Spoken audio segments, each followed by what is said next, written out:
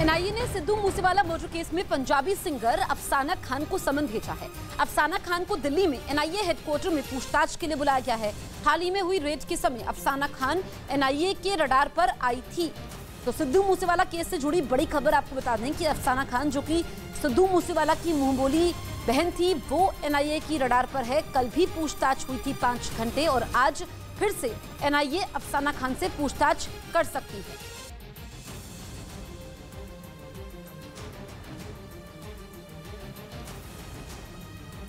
मंगलवार को भी एनआईए ने अफसाना खान से करीब 5 घंटे पूछताछ की थी। उन्हें पहली बार पूछताछ के लिए बुलाया गया था। आज एनआईए दोबारा पूछताछ कर सकती है।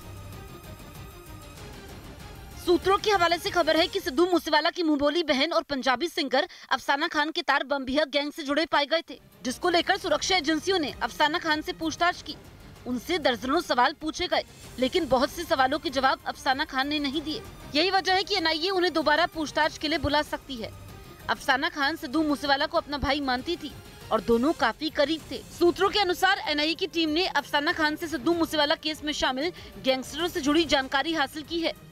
एनआईए की टीम को शक है कि सिद्धू की हत्या में अफसाना खान की भूमिका हो सकती है। एनआईए अब इसकी जांच करेगी कि आखिर लॉरेंस गैंग की रडार पर सिद्धू क्यों था, क्यों बार बार उसका नाम बम्बिया गैंग के साथ जोड़ा जा रहा था। इसको लेकर भी एनआईए अफसाना खान से पूछताछ करेगी। पंजाब पुलिस के मुताबिक पंजाबी सिंगर अफसाना खान को एक समन मानसा पुलिस ने भी दिया था। उन्हें पूछताछ में शामिल होने के लिए कहा था, लेकिन अफसाना खान ने उस वक्त कहीं बाहर होने का हवाला दिया था। अफसाना खान सिद्धू मूसेवाला के साथ कई शोज कर चुकी है। इतना ही नहीं, भाई का फर्ज निभाते हुए सिद्धू मूसेवाला भी अफसाना खान की शादी में शामिल हुए थे। सिद्धू ने शादी में खूब मस्ती भी की थी। अफसाना खान सिद्धू मूसेवाला के साथ कई पंजाबी हिट गानों में नजर आई थी। सिद्धू मूसेवाला की मुंहबोली बहन अफसाना खान राखी के मौके पर इमोशनल हो गई थी। अपने सोशल मीडिया अकाउंट से मूसेवाला की कई तस्वीरें शेयर की। इसके अलावा मूसेवाला को इंसाफ दिलाने के लिए कई बार लोगों से कैंडल मार्च की भी अपील कर चुकी हैं। चेचन लड़ाके यूक्रेन के सैनिकों पर कहर बनकर टूटे और उन्हें मौत के घाट उतारा। ये तक दावा किया गया कि यूक्रेन जंग में ज़ेलेंस्की के सैनिकों को मारने के लिए केवल गोली का इस्तेमाल नहीं हुआ, बल्कि हथौड़े और कुल्हाड़ी से भी उनकी जान ली गई। ज़ेलेंस्की की सेना 8 महीने से रूस के सैनिकों से लोहा ले रही है और रूस की मिसाइलों और खतरनाक हथियारों का सामना कर रही है।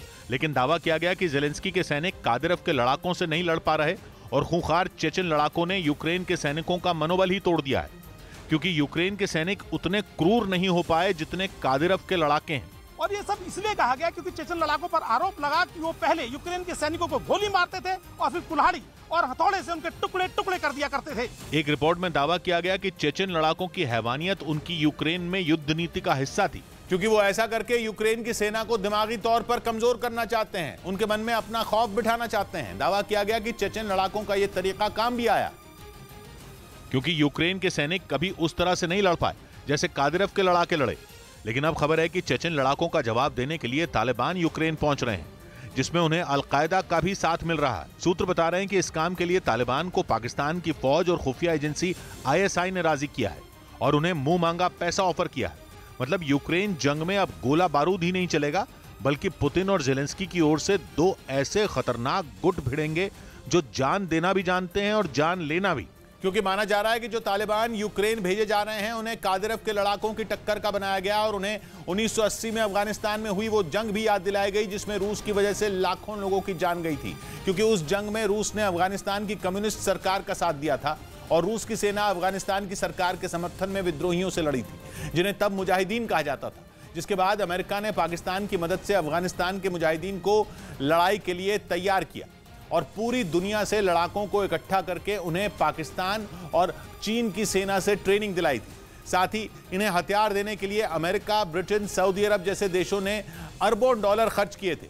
और खबर है कि तालिबान लड़ाकों को पाकिस्तान ने एक बार फिर वही लड़ाई याद दिलाई जो 1-2 साल नहीं बल्कि करीब 9 साल तक चली, जिसमें लाखों लोगों की जान जाने का दावा किया गया था।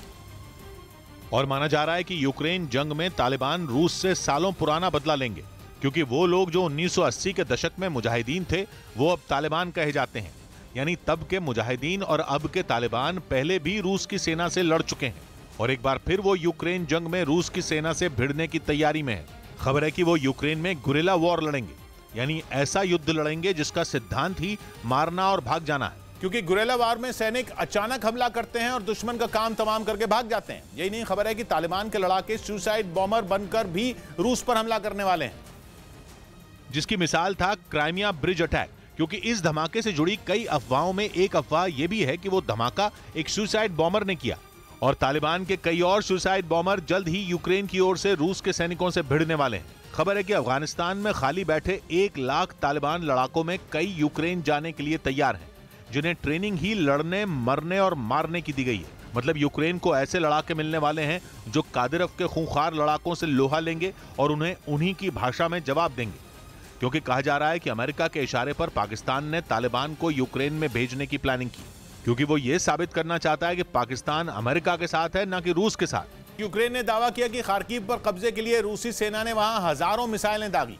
यूक्रेन ने सबूत के तौर पर इसका एक वीडियो भी जारी किया, जिसके जरिए यह जताने की कोशिश की गई कि पुतिन की सेना ने खार्किव में मिसाइलों की बारिश की थी। इस वीडियो में वहां इस्तेमाल हो चुकी मिसाइलों का अंबार दिखाई दिया। उनके टुकड़े चारों तरफ बिखरे नजर आए।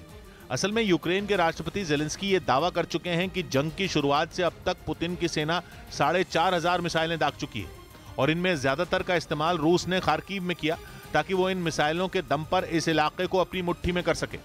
ज़ेलेंस्की की सेना ने हाल ही में खार्किव समेत कुछ दूसरे इलाकों को रूसी सेना के कब्जे से छुड़ाया है। पश्चिम बंगाल के हावड़ा से डराने वाला एक वीडियो सामने आया है। वहां आग लगने की वजह से एक प्लास्टिक गोदाम जलकर राख हो गया, जिससे उठने वाली लपटों को देखकर वहां अफरा तफरी मच गई। आग इतनी भयानक थी कि कई किलोमीटर दूर से भी दिखाई दी। वहां से आए एक वीडियो में गोदाम से उठती लपटें आसमान छूने को बेताब नजर आई, जिसके बाद पूरे इलाके में दहशत मच गई। आग को बढ़ता देख आसपास के लोगों की चिंता भी बढ़ गई। गनीमत रही कि हादसे के वक्त गोदाम में कोई मौजूद नहीं था। उधर घटना की जानकारी मिलते ही वहां दमकल विभाग की एक टीम पहुंच गई, लेकिन वो आग पर काबू पाने में नाकाम साबित हुई, क्योंकि जो गोदाम हादसे का शिकार हुआ वहां तक जाने वाली गली काफी संकरी थी। इसकी वजह से वहां दमकल की गाड़ियां पहुंच ही नहीं पाई। हालांकि दमकल की टीम ने कुछ छोटी गाड़ियों की मदद लेकर किसी तरह आग पर काबू पा लिया, लेकिन तब तक गोदाम पूरी तरह से जलकर राख हो गया। चीन को उसकी जगह दिखाने के लिए अमेरिका और जापान अगले महीने एक बहुत बड़ी मिलिट्री ड्रिल शुरू करने जा रहे हैं। हालांकि ये सैन्य अभ्यास अमेरिका और जापान का होगा, लेकिन उन्हें चीन के दूसरे दुश्मनों कनाडा, ऑस्ट्रेलिया और ब्रिटेन का भी पूरा साथ मिलने वाला है, ताकि हिंद और प्रशांत महासागर के इलाके में सबकी नाक में दम किए बैठे चीन को डराया जा सके। उसे ये दिखाया जा सके कि अगर वो अपनी दादागिरी से बाज नहीं आया तो फिर उसे अमेरिका और उसके साथी मिलकर जवाब देंगे। इसके लिए अमेरिका और जापान की सेना के करीब 36,000 सैनिक, पानी के 30 जहाज और 370 विमान 10 से 19 नवंबर तक चीन को अपना दमखम दिखाएंगे। कनाडा भी पानी के अपने 2 जहाज और ऑस्ट्रेलिया और ब्रिटेन अपना एक जंगी जहाज इस ड्रिल में भेजेंगे। लेकिन इस ड्रिल की जिस बात से चीन को सबसे ज्यादा मिर्ची लगने वाली है वो है उसकी लोकेशन।